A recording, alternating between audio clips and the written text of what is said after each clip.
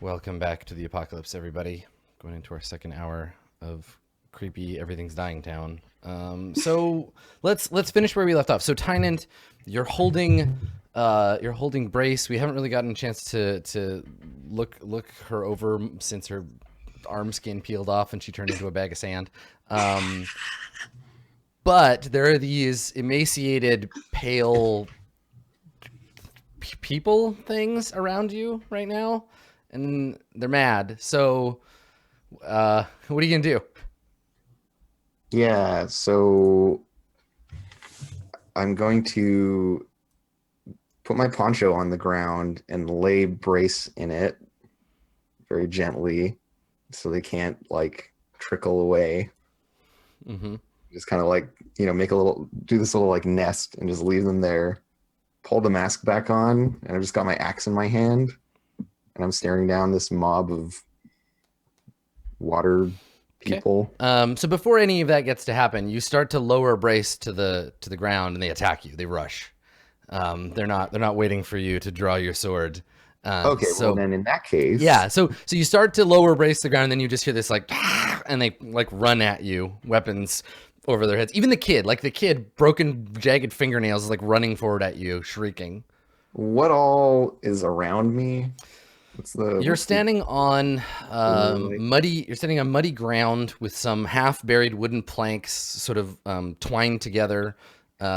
There's to your left a ravine that used to be like flat ground that slid down a hill, and so there's just a big pulpy like pile of broken building and bodies down there. Um, to your right, there are a few corrugated shacks that haven't like slid down into the gutter yet. Oh, Um, perfect. and yeah, and they're like close enough together that you could run down that way, but they're far enough apart that there's space to move. It's not really an alley, but they're kind of abutting one another with a little space. Well, Adam, I'm just going to smash through this whole little like tenement area Okay. with Brace in my arms. I'm just like, okay, cool, we're bugging out of here.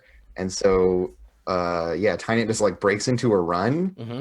and does not deviate for any of these paltry shacks or anything like that. I just smash through this little neighborhood. Right. Excellent. Yeah. So you just the slums just get destroyed. You just run through them, buildings crashing down around you. Can you make that move? Yeah, Oh, I got a 9. Oh So yeah. All right. you get what So you want and smash remove the scenery, but you take 1 harm and are disoriented and under fire and follow-up actions. okay. All right. So you take your harm, Yeah. and you end up sort of dazed. But the move is that it's kind of like the Battle Babe one, right? Where you leave or enter a scene. Yeah, Okay. totally. So it's So just like all about the getting the hell out of there. yeah, all the rubble, these hungry, I guess they're thirsty. These thirsty creatures are left behind. The wake is all destroyed, and you can maybe hear them somewhere, like hissing after you, but they can't get through to where you're at. Um, so you break through that last wall into a slightly larger space. You're outside. Um, there is on the wall behind you that you broke through was a wall, partly concrete or partly like cinder blocks, partly wood paneling. Now just some cinder blocks on the ground and broken pieces of paneling. There's a weird kind of acrid smell in the air. You're in a little bit of a yard, and the yard appears to be wooden planks and then dirt put on top of it, but the dirt is mostly washed away. And there's a barrier in front and to both sides of you of very thin metal, like fencing wire. You notice as you look around that it's above you too. Um, and there's a door. There's a door on one side that's just made out of like wooden slats with a like a clasp. You can open it and leave that way. And then the ground is scattered with blood and like white feathers that, I mean, were white at some point. Now they're gray and red and disgusting. And there's this sort of slurry of like bits of meat and feathers kind of scattered So all over the someone ground. had like a cockfighting operation There out used to here or be something. birds here, and now there are not. Okay. The chickens. Oh yeah, No the more eggs, the eggs. chickens and the eggs. Okay. But yeah, you've left your foes behind. So maybe that's what we see. We see you come through. You're kind of dazed, and then let's cut over to Ferris. So Ferris, Mhm. your guests have gone away, or two of them have. Heron, do you stick around or do you leave? Are you going to stay here to? Because Ferris said he was almost done. Ferris said he was almost done, so I'm not fucking going anywhere. Like, I am clearly in a rush in terms of like there's shit I have to do, but this is really important that this be done so that we can move forward with anything. You Mhm. know? So like I'm hanging around, like I'm waiting for Ferris to say that they're done so that I can take whatever the result is back to back to my boss, so to speak. Mhm. Okay. So in which case, I'm very happy to get on with it. As I understand it, the last piece of the puzzle was the water that I believe was extracted. But I need to ask Nipikin for it because Nipikin has it. Yeah. Nipperkin, happily turns it over. He's transferred it to a like a beaker or whatever, something that you can use. Cool. I don't know how to mix drugs. I do it. Okay. All right. Yeah. Yeah, So there's some distillation and shit. yeah, I you know. don't have to roll or anything. This is all just part of that project you were working on before. Mhm. And yeah, you end up with it's kind of like a silk screening. While this is going on, I'm Yep. sort of like sitting or standing, patiently off to the side, like arms folded, watching, Mhm. if I can. Yep. And I would like to be looking at Nipperkin and Ferris, like, sort of examining the two of them working together and open my brain. Oh, okay, sure. Let's get weird, team. Um, Boom, I failed. The weirdest. I'd love to help you, except I actually don't want to. Yeah. Thanks, Dave. Awesome. Failing weird is like the best thing. But it's totally cool because that gives me my level up that I wanted. Nice. All right. So you're just kind of settling into the weirdness of this situation. And I mean, you've seen Trench and Buzz work before. You understand that there's a craftsmanship to the creation of these substances, but this is different, right? That was the perfection of an industrial product that you saw before, right? That was how can we get more yield? How can we create a better, purer thing that will keep people coming back for more? And it was art in its own way, but it was the art of a well-built factory. This is something else. There's a connection between the two of them. They move in a sort of strange unison. And I think at one point, Ferris, Nipperkin says to you, as you're finishing, you're basically like settling in. It's going to take a few minutes for the solution to like heat up, to go from being like you're mixing in the water, you're making a paste out of the drugs and the water, and then the like nanite stuff that he gave you, and you're heating it up to like help it melt down. And he says to you, keep an eye on this for a moment, will you? And turns and comes over to you, Heron. And where are you? Are you like just sitting on the couch? Or are you standing? I think I'm just sitting on any nearby like sittable surface. I don't know what the inside of like Ferris's area looks like, if there's any kind of like chairs or what have you. But like even if there's sort of like an what would you call it? Like a box with a like anything I could reliably sit down on. I'm kind of just sitting. Okay. I'm just gonna make a note here. Nipperkin comes up to me then. Yeah, Nipperkin comes over, and he puts his hand out, to you. And he's got like a bandage wrapped around his hand, and one of his fingers, two of his fingers are like splinted together. Yeah, he puts his hand out and he says, I don't recall if we've been properly introduced. I don't think we have. I take his hand. Okay, yeah, he shakes your hand. He says, I've seen some of your work. It's brilliant. I'm not much for art myself, but I understand Trench is very enamored of it. Yes, he is perfect. Once we're done here, and he looks back at Ferris. He says, once we're done here, I have one last thing to do. I hope you'll join me. It's an unveiling, if you will. I've been working on a project, something special, just outside of town. I'm going to ask Ferris to come along, and I know he'll say yes, but I think you'd really appreciate the opportunity. Things are difficult here at the moment. We need this drug to be done. I need to get it to Trench, and we need to get a hold of whatever is fucking this place up royally. There isn't time for grand unveilings. He looks kind of like surprised, and he says, isn't time? Well, time is the only thing we have in infinite supply. I agree. Delivering the sacrament is important. But I think you'll want to see this.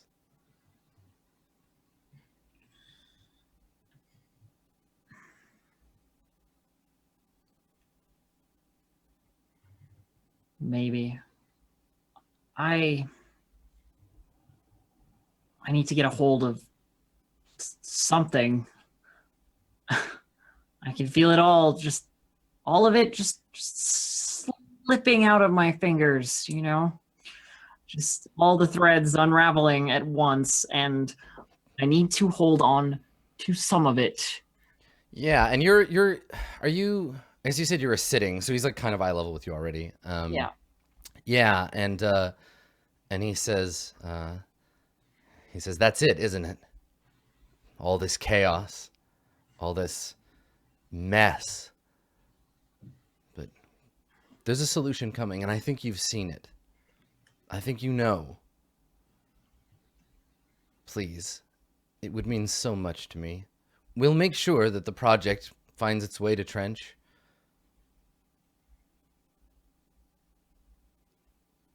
Are you saying I shouldn't go back to see him?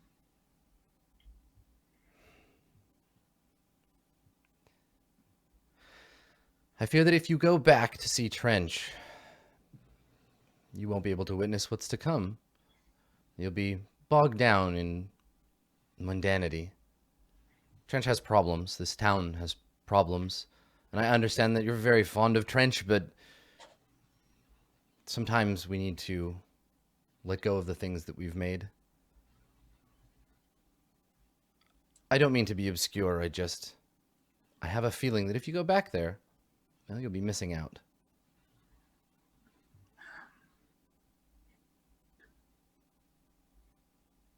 I've thrown away so much scrap recently.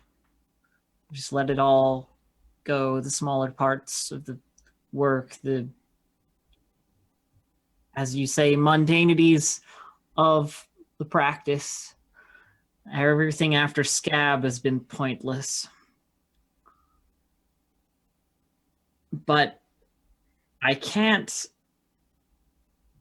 let the centerpiece of my career just go. I can't. I cannot. He nods, and he looks a little disappointed. And he says, I understand. I understand. When are you unveiling this thing? I'm assuming right now. He says, as soon as the sacrament is delivered. You're talking about the drugs, aren't you?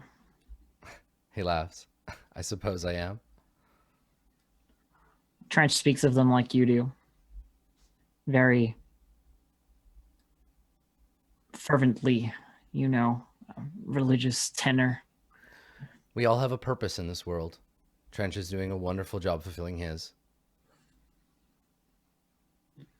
Then why not bring him as well? This is not for his eyes. But I believe it's for yours. And Ferris's.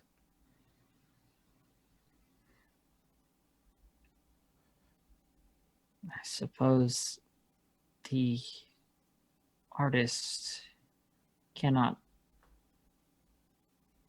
limit herself to only one avenue of inspiration. Good. Then it's settled. And he gives you this smile, and it's like she's like so unsure. Yeah. It's very much just like kind of allowing the conversation to progress like as it goes, but very much it's like if he were to read her, it would be easy to see exactly what she was feeling. Yeah. Yeah. And he just assumed, he's just like, good, then you'll come. And unless you say anything else, he turns back to Ferris. No, I mean, I don't say anything else. All right. So Ferris, you and Nipperkin finish the solution. You lay it out on these like plastic mats, let it dry, and then like scrape it up and break it into a powder again. And it's got this sort of like grayish tinge to it, and then collect it into a block, and it looks much like it did before, but it's done. You've introduced the water of the source and the strange material that you were given by Nipperkin. You've used the pieces of the machine that you were meant to slowly assemble over time. And now you have this block, albeit a little smaller, this block of material that Nipperkin says that if it's introduced into the larger supply, that it will do what it needs to be done. Well, I don't find that I say this particularly often, but I think I might be excited. And we've done something good here. He nods. We have.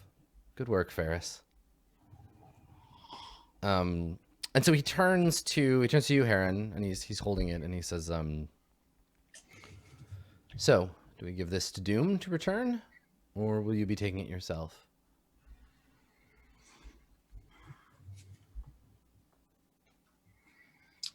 I have to read them. I can't, Okay, sure.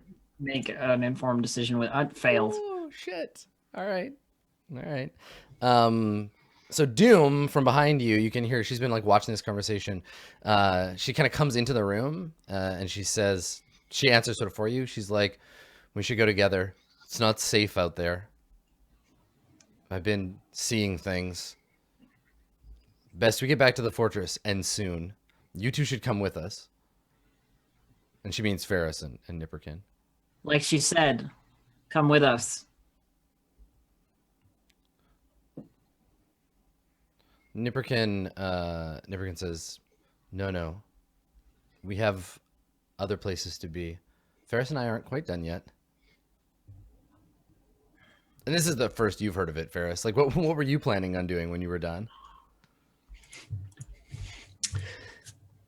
I didn't have any plans, but if my good friend here has something interesting, and he does often have some very, very interesting ideas, I think I'll stay here. I'm perfectly safe. In fact, I could... If you were worried about continuing supply, Doom, include little diagram schematics. So Nipperkin puts his hand on your shoulder, Ferris, and he says, "No, not to worry. This should be enough for all who are left." Well, you heard the man. I appreciate the concern, but I think we're fine here. I look to Niverkin and I say, "You don't want to see what this will reap? You don't want to see what this project will do? You don't want to see what happens when the sacrament is taken by those who are left? You're just going to walk away from it, go somewhere else? He, Do already something know. else?" We're scientists.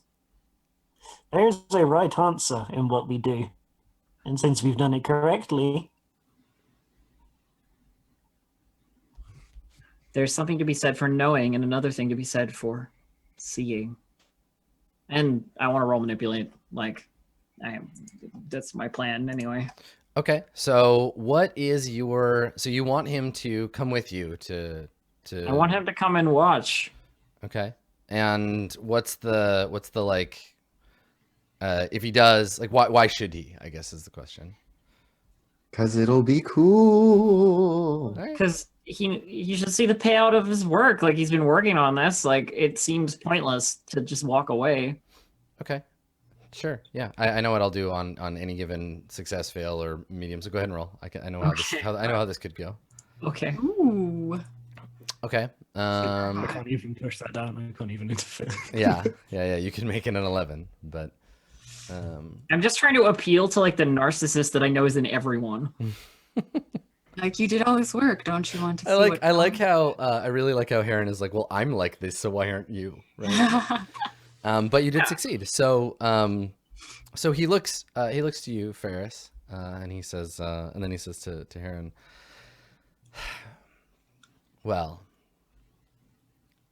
I suppose it is safer to travel in numbers, and it might be worth having a conversation with Trench about making sure that it's properly delivered. What do you think, Ferris? And you can see he's made up his mind. Like, he's like, okay, I'm gonna go do this, and then we'll do the other thing. If we still have time for the other thing, then I suppose we could head down. It'll wait, will it? He says we have all the time in the world. Fucking Yes. ominous. Yes, we do. The two of us, anyway. And I just might let him. Okay. All right. So the four of you are gonna head for the Fortress of the Dregs. The Dreg Fortress. Fort Dreg. Okay, sure. All right. So back in the chicken coop, Tynan, what do you? You're a little punch drunk from smashing your face through all the walls. Yeah, totally. What are you gonna do? If there's like a building that's still standing here, then I will get up in it. I mean, like, there open the door. are shacks and stuff, but Oh yeah, but this particular one with the like chicken coop, yeah, you broke it. I'm just gonna go in there Okay. and try to like figure out what the fuck's going on with Brace. Okay. Yeah. So you come inside. The floor is covered in a thin layer of water. There's a big metal tank whose side is like ruptured, and there's water all over the floor. Yeah, bits and pieces of what looks like it could have been a place where someone lived once, but has been like rolled. Like, people have come in here and scavenged all the good shit. Yeah. There's a, I guess like a mattress, like a soggy mattress, that the side is cut open and a bunch of like stuff has been yanked out of it, but it's still more or less like stable. It's a flat and surface so that's not the ground. I'll go back to my plan of like laying down my rain poncho and pooling Brace in it. Okay. So I'll do that on the mattress, I What guess. happened to me? And yeah, I'm like really worried, as you might imagine. And so I like pull my mask off and I'm like trying to talk to her and Okay. All right. So the most immediate thing that you notice, obviously with the arm skin having peeled off, Brace's arm isn't it isn't all like, sinew and muscle and stuff. It's skin. It's like perfect, clean skin. Oh, like underneath the bit that came off? Yeah, all the shitty like garbage apocalypse skin got ripped off. The bloated, gross. Yeah, and yeah, she just has this like her skin is what color is your skin normally, Brace? Like what? I mean, I feel like she was outside a lot. If there's ever any sunny days, like it's kind of like olive. No, like when you were like a newborn baby, like olive. okay, Olive. yeah. Yeah. So yeah, just this like smooth, perfect like olive skin, tiny, soft looking like downy hairs on the back of her arm. Like yeah, she looks healthy and nice. Right up to the elbow, and then there's this like jagged rip where the skin came off. But it's not bleeding or anything. And so yeah, I'm just gonna like start frantically like pulling at the skin and like tearing all this shit off of her. Uh-huh. Okay. Yeah. Am I in any way conscious? I think you start to wake up as Tynant like gets to your collarbones and is like digging his finger, and like it's thick too, like like a good This like thick rubbery half-inch of rubbery, like and you're just like, and it doesn't peel off nicely. It comes off in chunks too, so you're like having to start peeling. And it's like Tynant's great big hands just like grabbing fistfuls of the stuff. And in some places it doesn't have the surface tension of skin. In some places it's like clay, and you have to like wipe it off in handfuls. But everywhere that you do that, a more perfect version, a more healthy, like your skin, you describe yourself, Brace, as being like kind of cold to the touch, right? Before? Well, I mean, after she came out of the well, she was like a corpse. Yeah, she's cold and damp and wet and bloated and just not good. Just delightful. Okay. All right. So I guess the thing is, I want to give you an opportunity, Brace, before we get to your face, before your face skin gets peeled off and we get underneath. So you wake up as Tynant is like pulling chunks of, like, you feel like you fell in the mud and he's like cleaning you off. Mm-hmm. But then you realize, you look down and you see this like pile of your own skin on the floor. Gross. Super gross. What do you do? Gross. Oh man. I don't know how okay I am with this. Yeah, do you freak out? Do you start like fighting back or screaming, or does your brain lash out? I feel like it's like she would probably like take a second, like you said, that it feels like it's mud that's being cleaned off, and be like, oh, I must have fallen, I must have gotten stuff on me. Yeah, and Tynant is muttering like like stuff about like needing to like clean you up. Like, and she like looks down and sees that it's like her flesh, and it's she panics a bit, like that's not no. And so I think that she would like go to like push on Tynant, and then like look at her hands, and notice that they're like different. Well, let's have you act under fire, and the fire is like your own panic to get away from Tynant. Okay. Okay. I mean, all right. So you get control of the situation, like of your own like. You start to panic, but you're in control, but weird shit is still happening. And Tynant, you're like still a little like fuzzy from bashing through all the walls, so you're not like all there necessarily. Yeah, I mean, hence me doing what I'm doing already. And so I see you like come to, and Tynant like reaches out this hand to like touch your face, and just be like, "It's okay." Do you let Tynant touch your face? Is that giving to Tynant something they want? I mean, sure. Okay, yeah, then yes, I will take one of your hold away and give you something that you want. Great.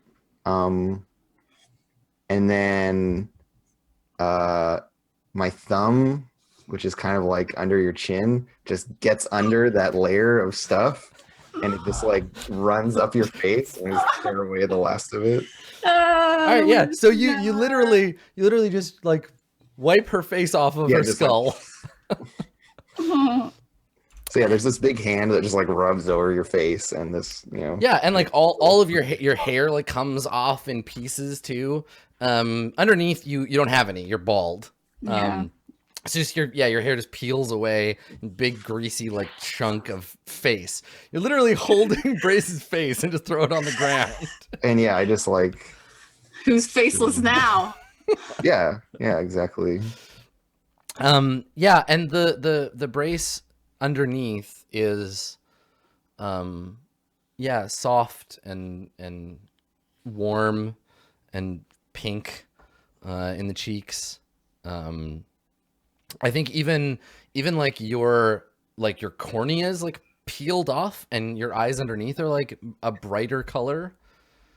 And you're like, and then Brace suddenly, and this is the thing that I think probably fucks with you, because you're naked and all your skin got peeled off. Mm-hmm. You start to shiver. It's fucking cold in here, and you're like, you start to shake. We can hear your teeth like clicking together. As soon as she starts shivering, I like pull her close to try to like shelter her and keep her warm, and I'm just like, I think Tiny's just like, you're beautiful. Something's changed. And I think Bryce is definitely in shock at the moment. I think that, she's cold for like the first time in ever, because she doesn't really care before. And now, like, for some reason, her body is telling her that she does care, that she's cold. And also her skin and face and hair is like on the mattress, like around her, like where Tiny lifted her up. And she's you look around like in panic, and you can see like where Tynant dropped it, like part of your nose and like the hollow like empty part of your eye and your eyebrow and like part of your it's just like lying on the ground, and you can see the plank of the floor through the like layer of cornea that came off. Oh god, gross, super gross. Vom, gross. Ew. But you feel like clean and cold, exposed, vulnerable, but something it'll take you some time to process it, but something definitely feels different. I think that I would like after like having the moment of panic and then getting my face torn off and then being cold, like I think I would like a little bit like resist when Tynant pulls me to their chest, and then it's warm, and so I'm like, oh wait, like this is nice, and like I let him hold me. So how urgent is it that you leave this place, or do we make the special move again? With my skin everywhere. Yeah.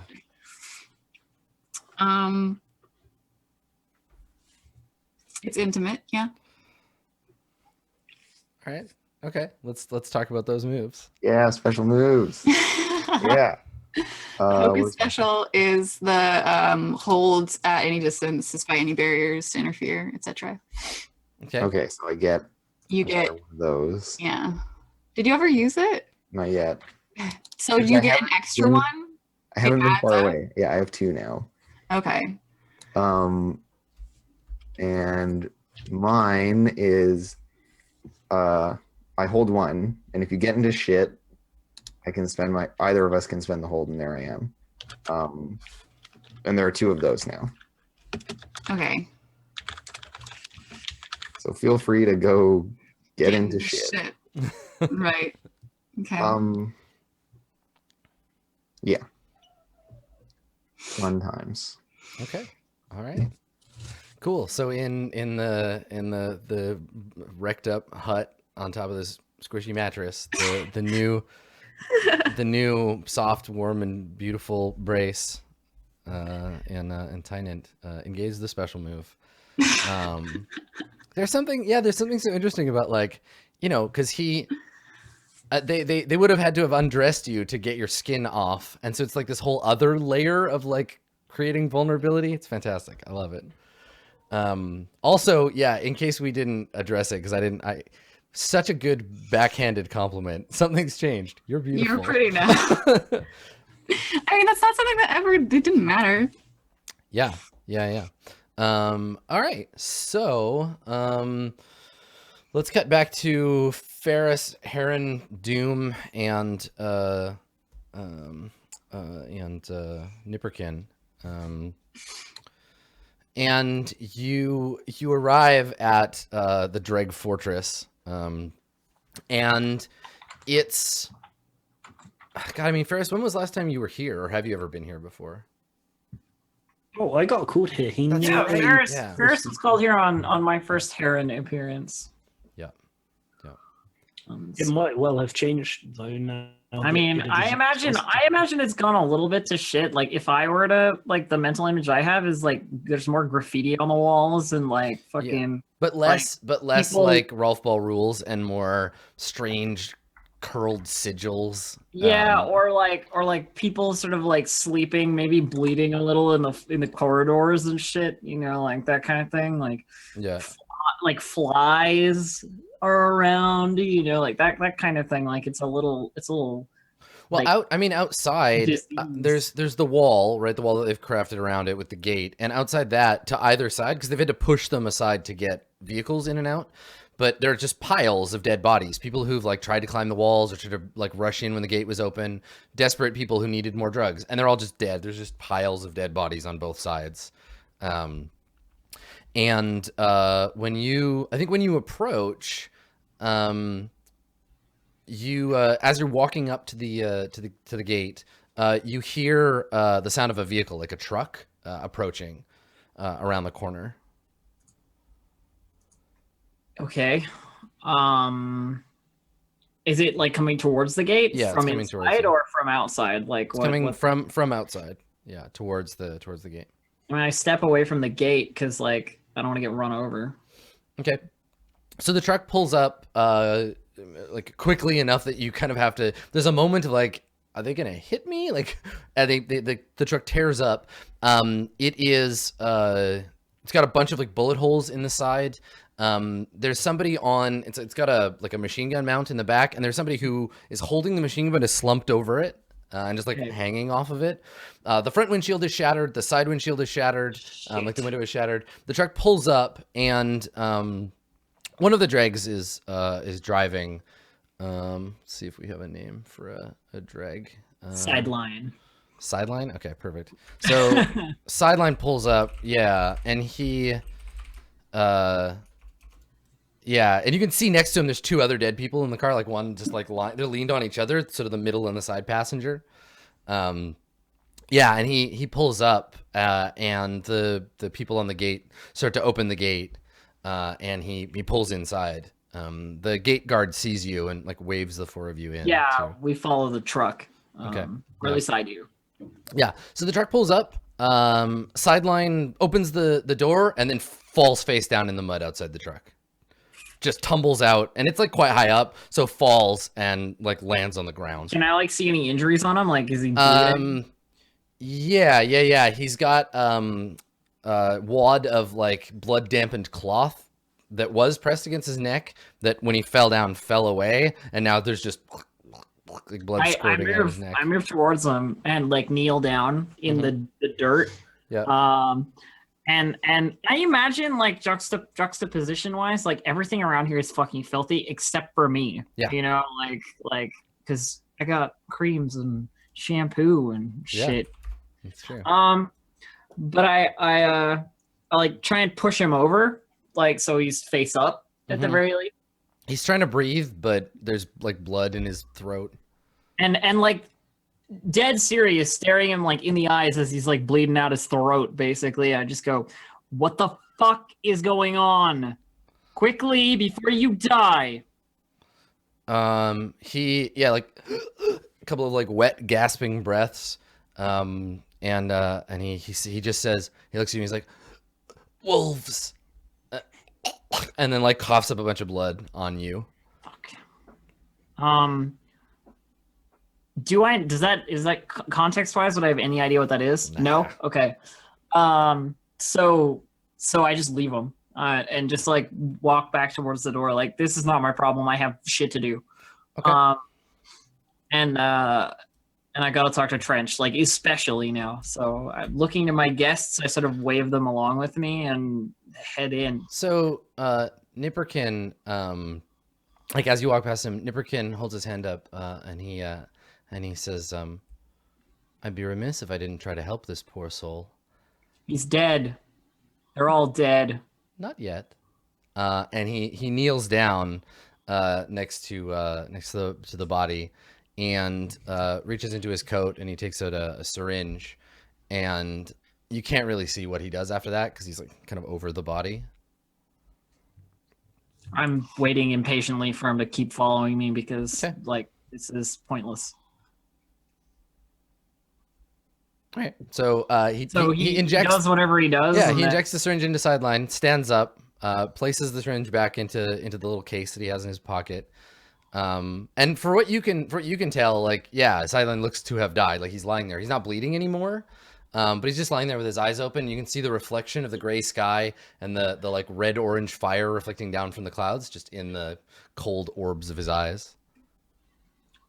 Well, I mean, your compassion is touching. And I like head inside to find Trench. Nearest person who's like semi able to respond, I ask them where he is. Okay. Yeah. I think that when you come in, you see Grave, and she's like, she sees you. She's doing something, talking to somebody. She sees you, and she just like stops the conversation and comes walking like beeline towards you. What is it, Grave? She's like, I'm glad that you're back. I was hoping that we could talk. See, I've been having this dream, and I was thinking, look, I don't have a lot of barter right now because things are kind of hard, but maybe I could owe you, and like, you notice that she's wearing makeup, like she's got lipstick on, and you've never seen her do that before, and she's standing differently. She's kind of like leaned like really far forward and is like really like trying really hard to make eye contact with you and keeps looking away. You want me to do work on you? She nods. She's like, I was hoping. I need to speak to Trench. Bring me to him, and then we'll talk. And you can see like something in her like is wounded by the fact that you're like, yeah, Trench first. But It isn't. It isn't meant as a slight. It is important. Yeah, she manages to swallow the reaction that she intended to have, and instead says, of course.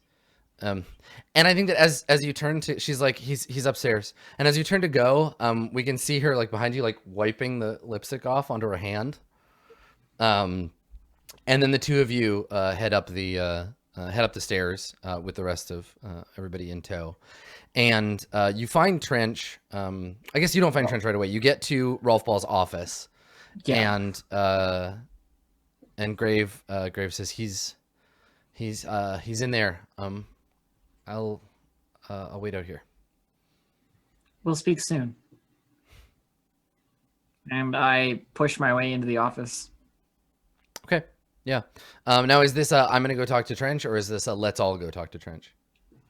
This is I have the thing that Trench wants that we've been working on, but never do I let people see him if I can avoid it before I have, you know? So we're going to talk, I slip in, check if he's there. If he's in a state that's fine, I let everybody in immediately.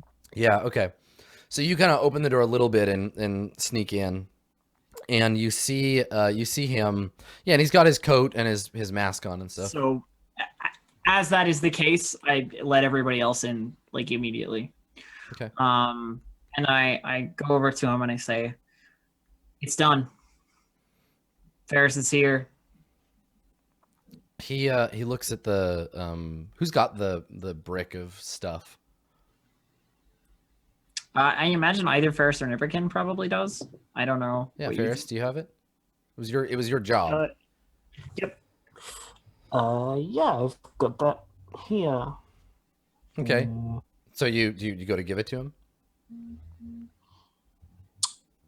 I take it out of my coat Mhm. and just kind of hold it, maybe just as a measure to see like what it's worth to all these people, like just to see how they react. Okay. Yeah, you take it out. He's turned to face you, but he doesn't, I mean, you can't see his eyes. So maybe he looks at it with his eyes, but he doesn't move his head. New and improved. You worked very hard on this. I'm sorry it took so long. It seems like a lot of your customers couldn't stand the wait. He nods and he says, I fear too late. I need to read them right Okay. now. Yeah. Shit. Excellent. I'm going to open up the read so that he can read you as this conversation goes on. Of course. Yeah, so he says instead, I fear too late.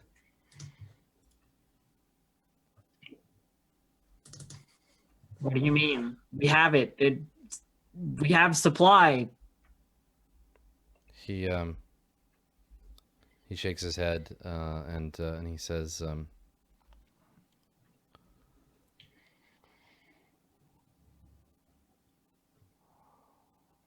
there are wolves at the gate, hungry, burning, killing their way through the village. They'll be at the fortress soon. It's good you've come here. There's no place safer.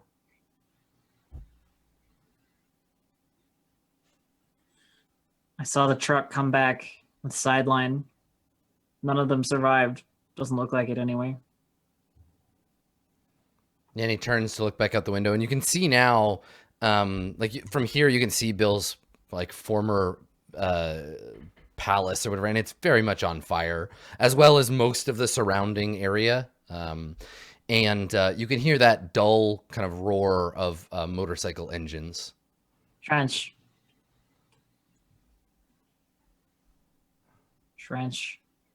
I'm like trying to get his attention. Like, Yeah, making you sure can that tell he's you can tell he's listening. We need to leave. And go where? Elsewhere. They'll spend time taking this place. The dregs will hold them for a while, but they're not worth as much as you are, or I am. I had a thought, Heron, while I slept last night. Things have become clear to me. I have something for you. And he turns and like faces you. And for a second, because of the brightness of the light outside, you can see his eye kind of sidelong through the glass. And yeah, he says, I have something for you. What is it? And he puts his hands out, like just kind of widely, and he says, this, all of it. The manufactory, the dregs, I want you to have it. There's nothing left, Trench. There won't be anything left. The wolves, as you said. It's a corpse. And he starts to walk away from you. And he says, Scab disappeared. She's gone. I don't know who took her. I'd been studying your work, have been a disciple of it for so long, and only now do I realize it wasn't me that belonged to you, but everything. All of it. And he's like a little ways away, like looking out over the town. You're and Heron seems to be like unsure what to say to him, but like walks over and like closes the distance between them, you know, to like basically reach out and try and hold his hand or like touch him in some way, like gently. Yeah. And say, but you are the center point of it all, Trench. All of it. It all reaches out from you. I think that as you approach him, like he puts his hands out to stop you from getting too close. And I think that he reaches up, like behind his mask, and you can hear the click of the mask like loosening. And he pulls it off of his face. And Ferris, you haven't. I can't remember if you've seen Trench's real face before. No. Okay. Okay. I have not.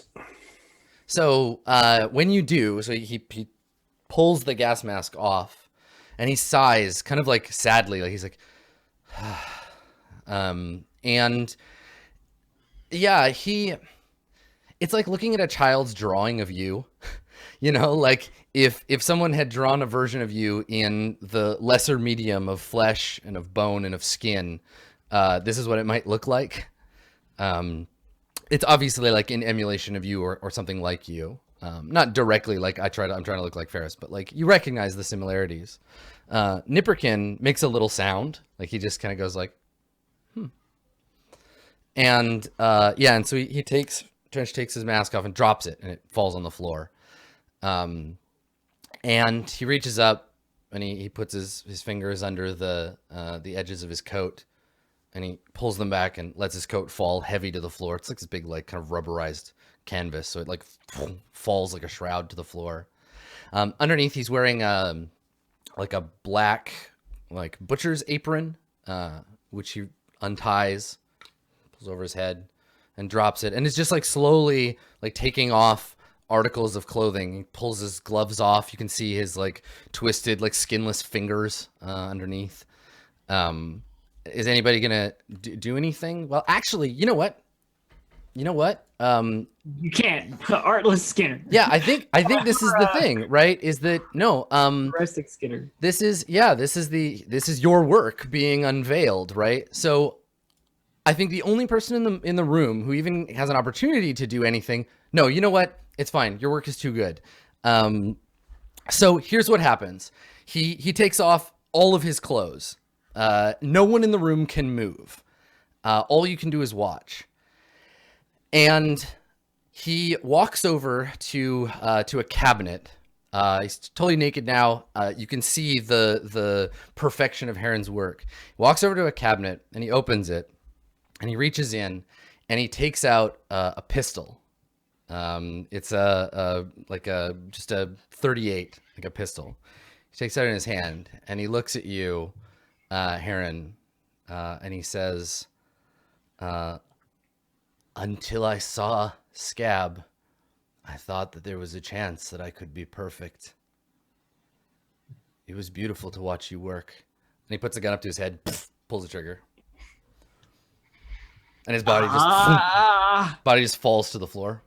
I'm assuming there's no way I can. Nothing you can do. You arrested yourself. I arrested myself. Shit. As soon as he drops and like the spell is broken, sort of thing. Yep. I am like on him. You know, like the body on the ground, like watching the blood like pool out of the side of his head, like a crater in his head, like across the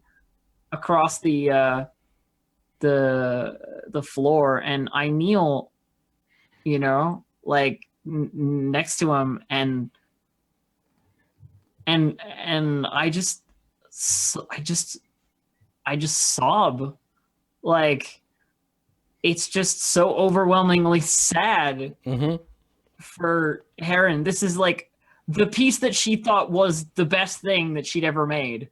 This isn't about Trench. It doesn't fucking matter who it was. Yeah. Like, that's not the important thing, and that's not why she's sad. Like, this is the end of her work. This is the end of the best thing she's ever made. It's like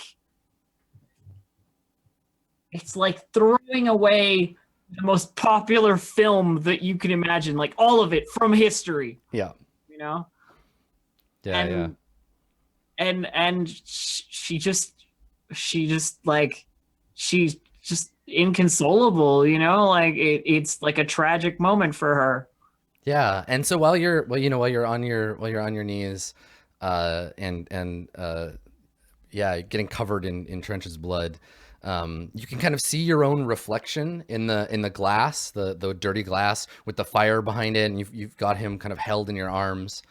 And even in this last moment, even in him dying, you can see the way that the patterns on your skin that you've cut into yourself sort of merge and mesh with the patterns on his, like where your hand is under his neck, your fingers kind of flow into his shoulder. And for a second, it's like the two of you, his body and you and everything, is like one final piece of expression of the two of you as a work of art together. And on the other side of the room, I guess Doom and Sideline, well, Sideline's dead. Doom and Grave are just standing quietly, like watching, like they don't know what the fuck to do, what just happened. And Nipperkin says to you, Ferris, he leans in and says quietly, he says, they strive so hard for perfection. Soon they'll all have it, friend. All thanks to us. And you feel his like hand on your shoulder. It pains me to see them come so close. I think that's great. I think that line is a great place to take a break. It pains me to see them come so close. All right. Yep. Let's take 5. Everybody get up, walk around a little, get a glass of water, rejuvenate your emotional energies, and we'll come back and we'll keep playing. Thank you for sticking it out with us. We'll be back in just a few minutes with more Apocalypse World.